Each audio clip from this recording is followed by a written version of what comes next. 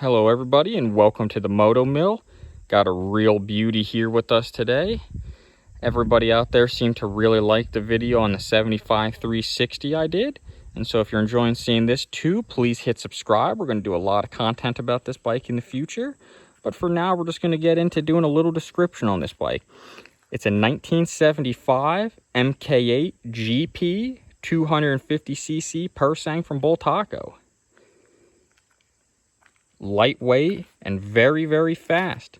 If I put this machine up against that 360 in a race, I would have to say every single time the 250 probably whoops it.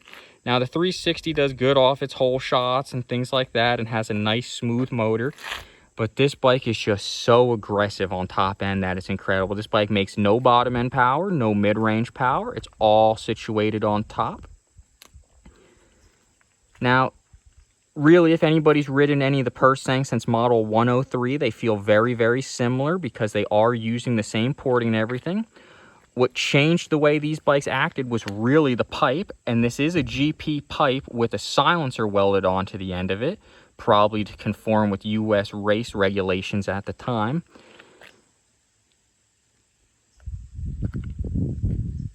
Got some nice Works Performance shocks on it. Bader forks, which were absolute industry standard in the early 70s. I would say they were the finest in the world. I would rather use them than mk8 forks or CZ or anything.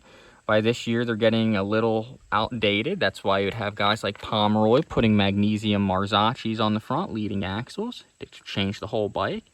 You'll notice that it's got those little beadlock screws in it. They're different than the ones on my 360. These are the stock ones, while the one on my 360 is not.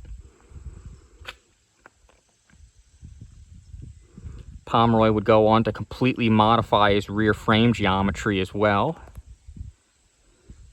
basically ushering in the new era of Pursangs that would come after these machines. This one here does have some special history. I don't like to make claims about my machines unless they're really provocated, because everybody kind of says crazy stories about their bikes.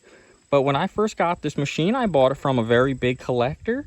I bought it from Joe Balazzo at Nesco Dirt Works. Well, actually, I got it from his friend, but he's the one that built it. And when talking to Joe about it, he did tell me that this was actually a factory racer of some kind, or like a supported team bike. And I didn't put too much stock in that at the time, because, like I said, everybody kind of makes those claims. But after talking with the people of the Bultaco Club over in Spain, they have told me that the GPs, while very prevalent over in Europe because they're the final production models for these, the end of the numbers, they're common over there, but over here in the United States, we actually didn't get any imported. So if you have a GP that's been in this country since the 70s, it's probably very cool or has some nice racing history to it. A lot of these bikes, when they're found, because of having this GP square tank, somebody thinks that it's improper, and so they over restore them and they put the round one back on.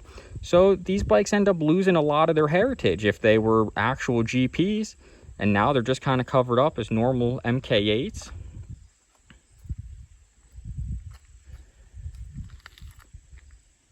The hubs on these are just like the ones on the 360. They're those absolute super light ones without the iron liner. You see a Mikuni carb on this machine. Now, that has given me some issues over the years. In fact, I think an Amel would probably run a heck of a lot better on this bike, but I'm kind of at a crossroads. I don't really want to change too much about this machine because I'd like to keep it the way it was. In fact, having that light blue on the chain guard and the stator cover, supposedly that was the way that Joe had found it, I believe. So I almost want to keep those things. I also have a really cool set of forks like the guys over in Europe would be using with the fins on them. I'll show you here in a second. But I'm just not convinced that I want to use them yet. I would hate to take away from some of the originality of this bike. Got those aluminum triple clamps. They put Schrader valves in the top. Currently, I got to redo the top end on this bike, so there's a few bolts and everything around the head stay and the carb that are loose. I've learned that these bikes are a little tough on top end rod bearings, so it was actually probably because the piston spacers in it were probably a little bit too thin, so I'm remedying that on this rebuild, going back to completely stock ones. Let's go take a look at these forks. These are the forks that would come on production 125s in the later years, but before that, only the works team had access to them early on. And there were some really cool guys racing these in Europe, like Oreo Bolto, Domingo Grizz, Tony Elias, K-Pappy. In fact, after talking to one of my buddies in the Bultaco club over there, he ended up getting Domingo to sign this for me. I think that's a pretty cool thing to hang on the wall of the museum. And we're also going to check out a cylinder here. Now, this is a stone stock cylinder. As you can tell right here, it's a model 103, because even though the pursangs were going through huge evolutionary jumps, they were trying to still keep things cheap. You'll notice that it's got a big exhaust port on this, and if you look at how modern porting specs are, basically the bottom half of that needs to be filled in. They were already trying this for the factory bikes back then. They had some filler that they were bolting in there, and it was pretty good. I hear it really improved the bottom end and mid-range of these machines, because that's what makes these bikes so ineffective, kind of, is that they're only top end power. So since I've got two cylinders, I'll probably do it to the one on this bike right now that's out of bores while I use that stock one for a little bit. You'll also notice some cool things here, like I've got those vented casing covers, plugs, different than the plastic ones on my 360. Also, the foot pegs are about 1/4 inch wider. And so overall, even though this machine only had some minor upgrades, it actually performs greatly different than some of the other MK8s I've had. I've had a few MK7 and MK8 250s.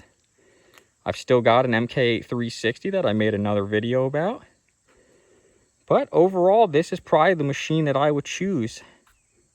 It's really fast. Because you're using the clutch so often, they are hard on clutch baskets. So if you start to notice that they're creeping on the line, you've probably just made some notches there. They do have a primary chain in them, so the whole motor, the rotating assembly and transmission are all spinning the same direction like on Makos. Really makes those machines that do that kind of stuff handle excellently. So overall, this is about as light as you could get with as much horsepower as you could get, and it just wants a handful of throttle on that outside line. So if you can do it, it can do it, guys. Just look at what Guy Cooper's done at Unadilla jumping these bikes. I promise you, this one has seen some huge jumps itself, and I'll do that for you in the future. I promise. Just hit that subscribe button and keep watching. Thank you, everybody.